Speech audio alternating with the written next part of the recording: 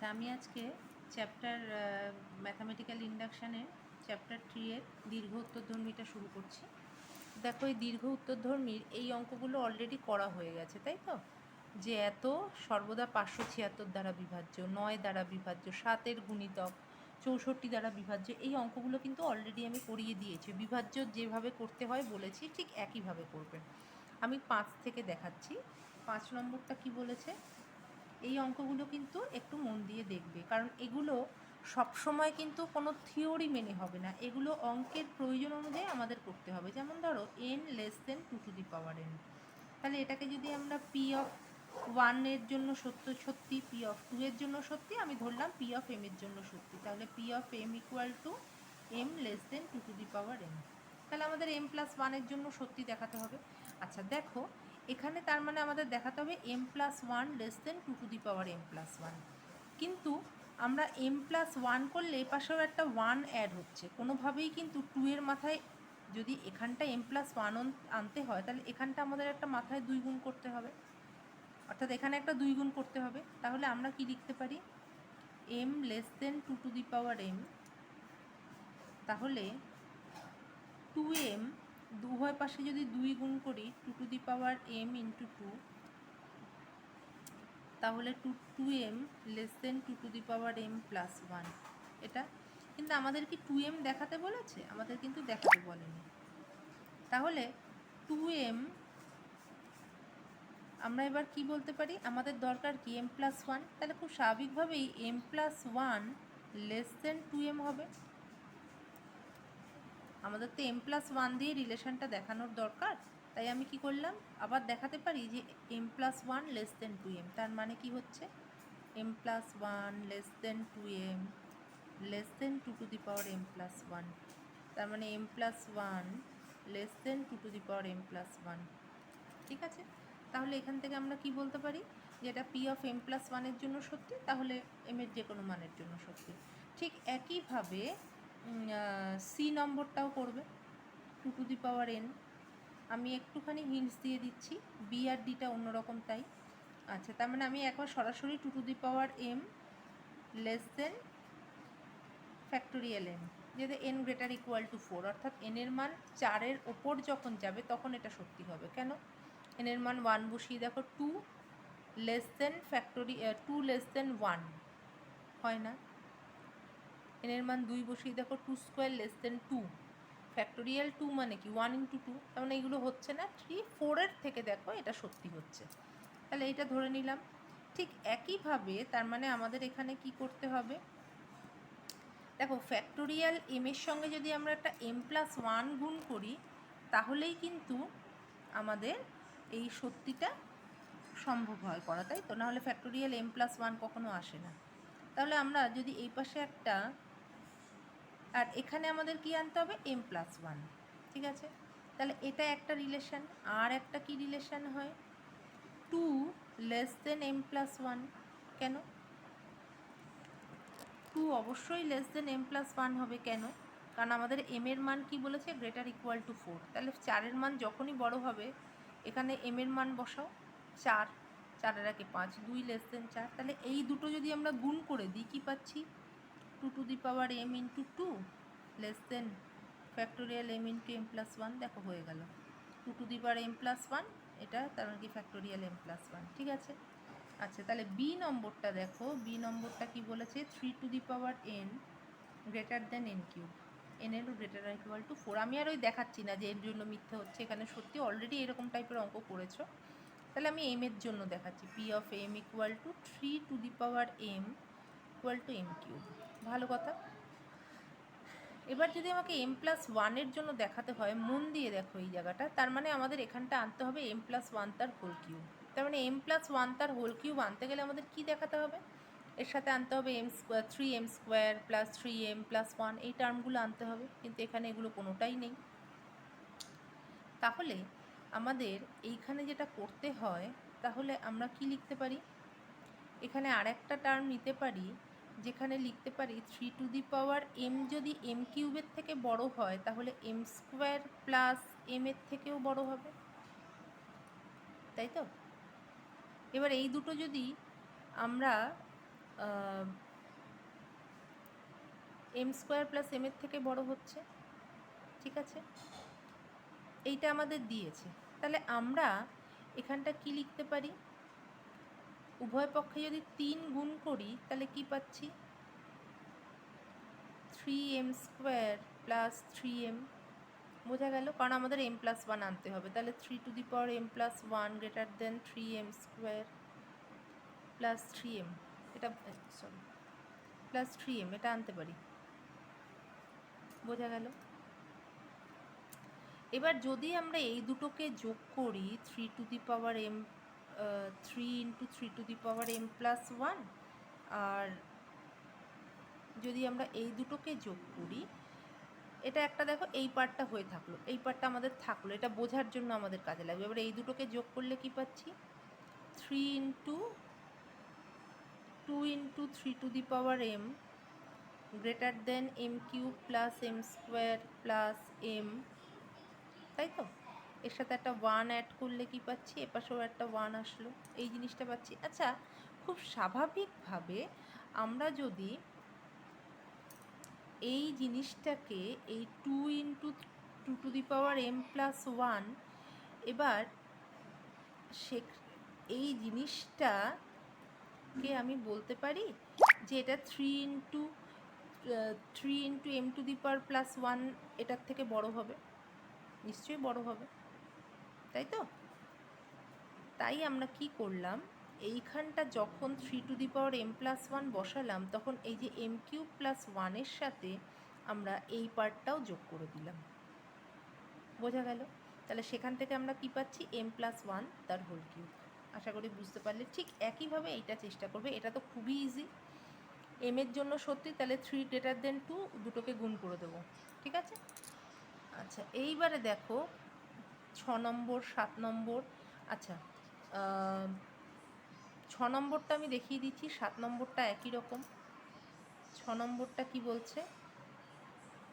6 নম্বরটা দেখো 1 প্লাস, এইগুলো যেহেতু আগে করিয়ে দিয়েছি, আমি আর বেশি ভেঙে কিন্তু দেখাচ্ছি না, যেহেতু এগুলো অলরেডি করে নিয়েছি, আমি শুধু হিন্টসটা দিয়ে যাচ্ছি। আচ্ছা, এই পার্টটাকে আমরা লিখতে পারি কি? n ইন্টু n+1/2, তাই তো? আচ্ছা, তাহলে এই পার্টটা less than 1/8 whole to the power 2n+1, এটা n এর জন্য।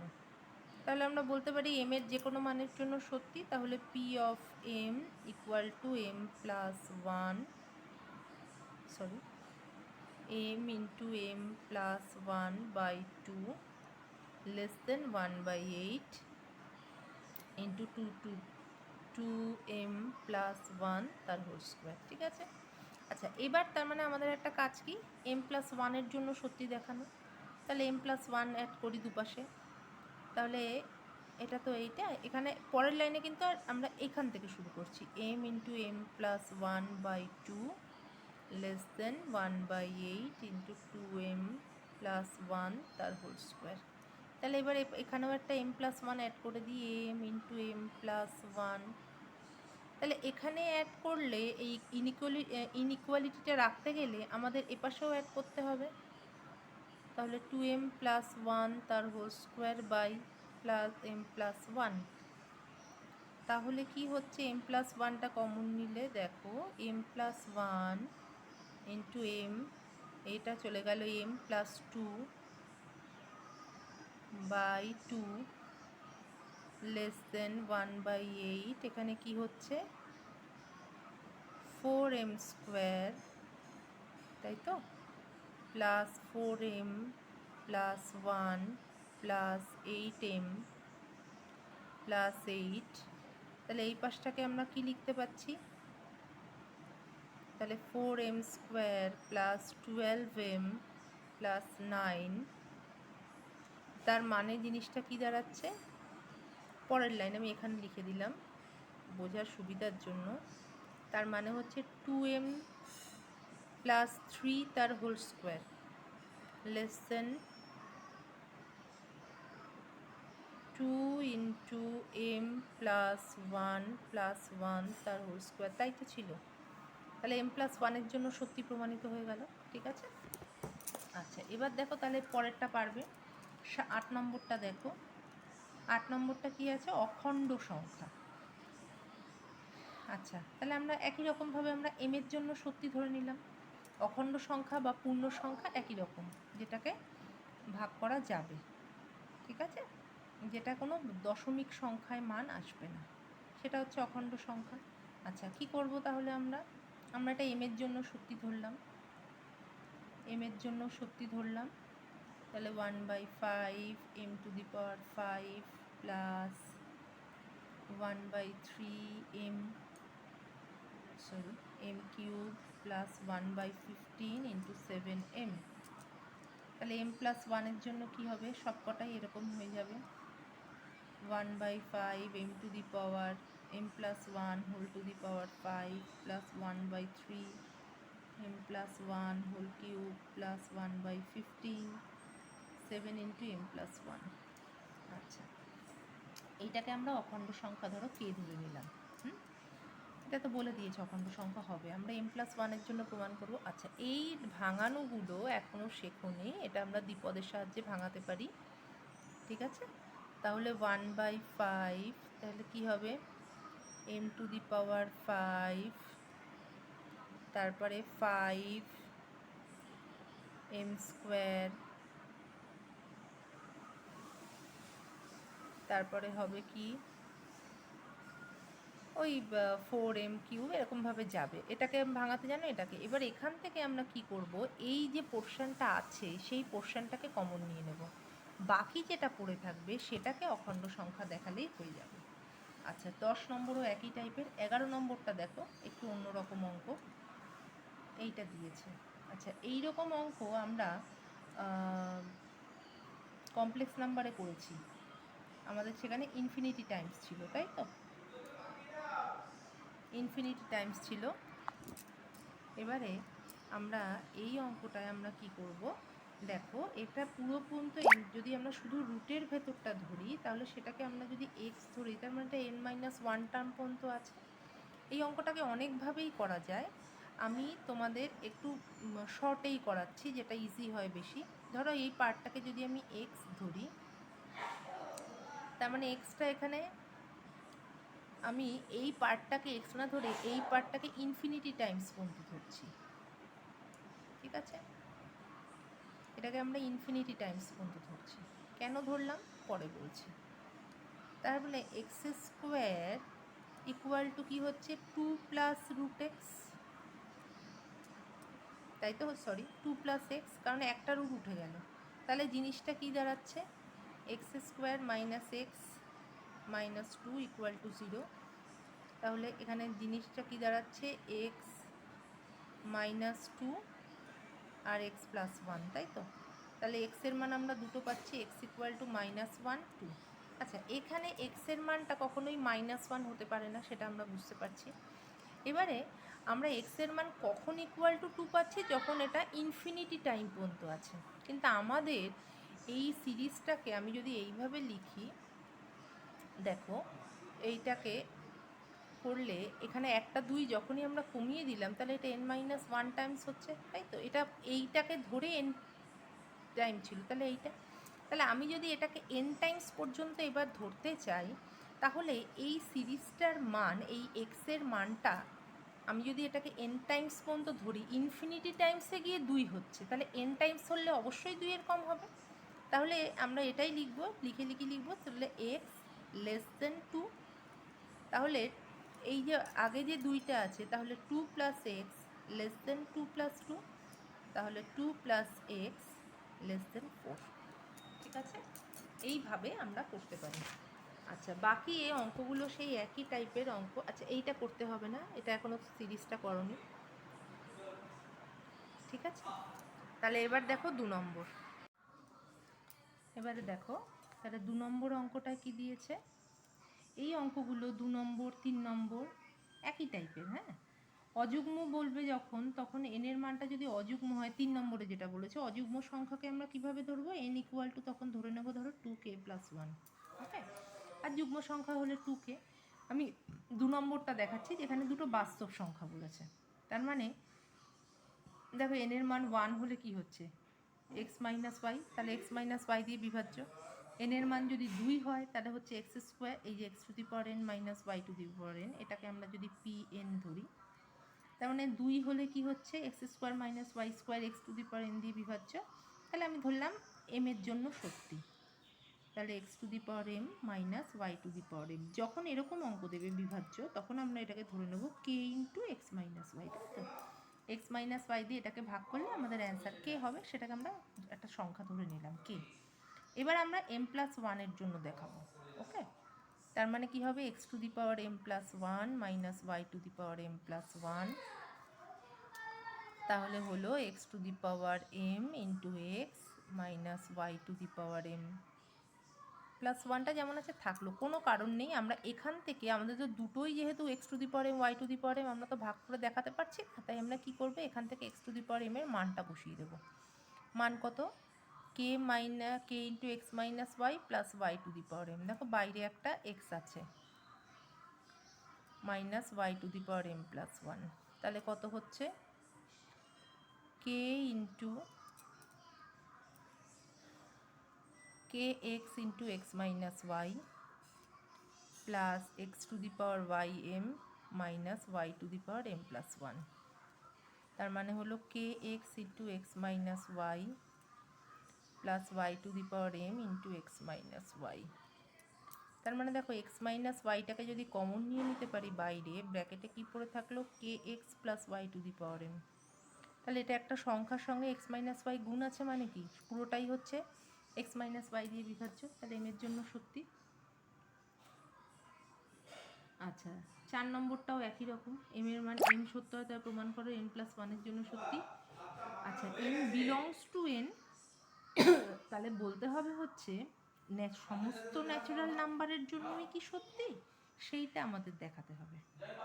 ঠিক আছে, যেমন ধরো এন এর মান যদি 1 হয়, দেখো এখানে যদি এন এর মান 1 হয়, খুব মন দিয়ে বোঝো, এটা তো তোমরা প্রমাণ করতে পারবে। এখানে এন এর মান যদি 1 হয় তার মানে আমরা পাচ্ছি এইটা 2 আর 1 3 আর 1 4। দেখো এখানে এন এর মান 1 বসিয়ে 5 আর 2 7 আর 1 8 আসছে, মিলছে না। এন এর মান যদি 2 বসাই তাহলে 2 এখানে কত হচ্ছে 4, আর এখানে আসছে কত 5, 5 আর 4 9, 2 বসাও 4, 4 আর 4 8 আর 5 13, মিলছে না। এন এর মান 3 বসাও, তাহলে কত হচ্ছে এখানে আসলো 4, এখানে আসলো 5, 5 আর 4 9, 9 আর 6 15 আর 16। দেখো এন এর মান 3 বসিয়ে 9, 9 আর 6 15 আর 5 20 হচ্ছে না। তার মানে এন এর মান 1 2 3 এগুলো যেহেতু হচ্ছে না, এবার বসে দেখবো কতর জন্য আসে। ঠিক আছে, এটা আমাদের করে দেখতে হবে। আচ্ছা, এবার 5 নম্বরটা দেখো, এরকম অঙ্ক আগে করেছে। যখনই থাকবে 3টি ধনাত্মক অযুগ্ম সংখ্যা আরোহণ পদ্ধতি। আচ্ছা, এটাকে আমরা কি লিখবো N into N plus one into N minus one. আচ্ছা, এন একটি ধনাত্মক অযুগ্ম সংখ্যা হলে আরোহণ পদ্ধতি 24 দ্বারা বিভাজ্য। আচ্ছা, N into N plus one into N N minus one, দেখো এটা অযুগ্ম সংখ্যা যদি হয় তাহলে আমরা দেখো যে কোনো পরপর 3টে ক্রমিক সংখ্যা আছে এখানে, তাই তো?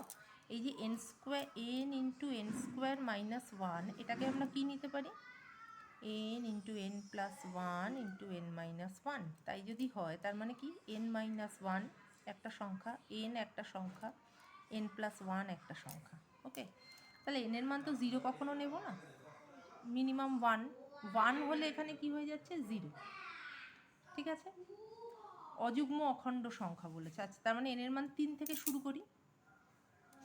এন এর মান যদি 3 হয় তাহলে এখানে কত হচ্ছে 2 3 4, 3 4 12 দুগুণী 24। দেখো 24 দিয়ে বিভাজ্য, পরপর 3টে ক্রমিক সংখ্যার গুণফল 3 থেকে যদি শুরু করি, অযুগ্ম সংখ্যা প্রথম অযুগ্ম সংখ্যা 3, তাহলে 3 থেকে অযুগ্ম অখণ্ড সংখ্যা 1 যদি শুরু করি সেটা কখনোই 24 দিয়ে বিভাজ্য হবে না। আমরা যদি 3 থেকে শুরু করি তাহলে কিন্তু 24 দিয়ে বিভাজ্য হবে।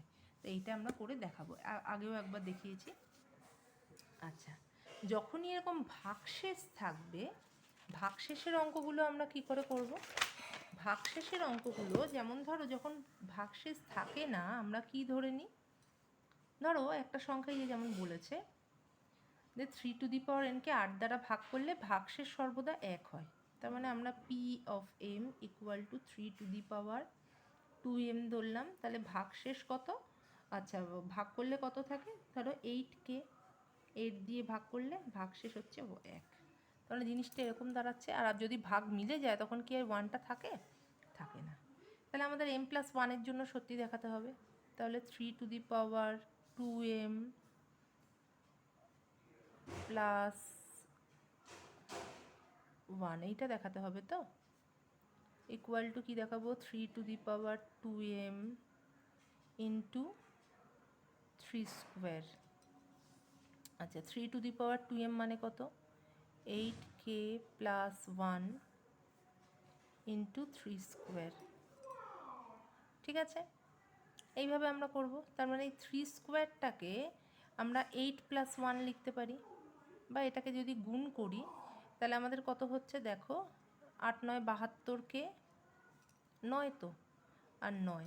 তার মানে এইখানটা 72কে, এটাকে আমরা কি লিখতে পারি? 72k plus 8+1।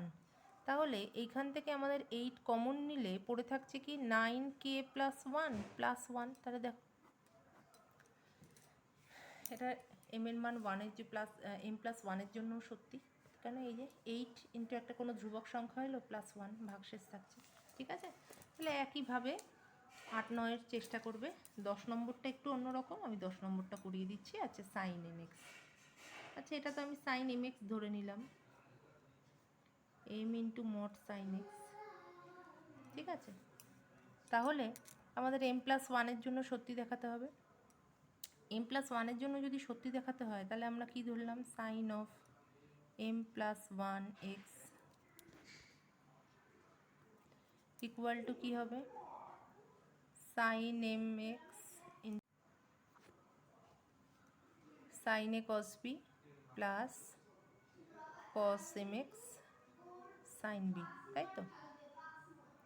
আচ্ছা, এবার আমরা জানি এটা যখনই মডটাকে আমরা ভাগ করি এটা লেস দেন হয়ে যায়, তাহলে লেসার ইকুয়াল টু কী হবে? সাইন mx, তাহলে কি হচ্ছে? সাইন mx cos x, তাহলে এটা হবে কি mod of cos of mx into mod of sine x. আচ্ছা দেখো, আমরা জানি সাইন বা কসের মান কখনোই +1 থেকে -1-এর মধ্যে থাকে। আমাদের যেহেতু এখানে সাইন দরকার, তাই আমরা mod of cos x mod of cos mx এর মান বসাবো। তাহলে ওগুলোর মান লেসার ইকুয়াল টু 1, তাই তো? তাহলে আমরা লিখলাম mod of sine mx plus mod of sine x.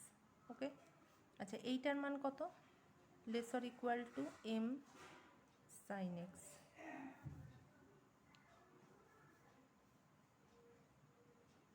Plus mod of sine x. তার মানে কি হলো? m+1 into mod of sine x. এটাই তো প্রমাণ করতে দিয়েছে। ঠিক আছে, তাহলে এই চ্যাপ্টারটা কিন্তু শেষ হয়ে গেল। আমাদের এখানে আর কিছু বাকি রইল না, করে আমাকে দেখাবে।